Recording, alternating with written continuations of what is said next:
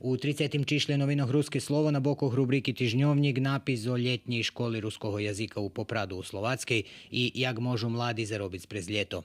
Na naših mestoh, okrem brigov za kanalizacijnu mrežu Žabelj-Đurđov, zaznačene dzeše otrimuju volonterski kampi po naših mestoh. Otim, či rentabilne pohostiteljstvo na tot zavodu Kocure zaznačene u rubriki Ekonomija, a o aktivnostoh Caritasu u Šidze piše na duhovnim živoce. Rozvarka zos Katarinu Sapon, školjarku generaciju Keresturskej štrednji školi, jak izvid zos hostovanja Đurđovskoho kulturno-mitnickog društva Tara Ševčenko na festivalu Lemkovska vatra, piše u rubriki Kultura i prosvita. Ljudze rok je život i u tim čišlji predlužuju s feljtonom Jak nje skapal rock'n'roll, a predstavljaju Ljiljanu Kiš i Jaroslava Medješa s Petrovcoh, Puklja Sport predstavlja Željka Stribera, sportistu z Verbasu.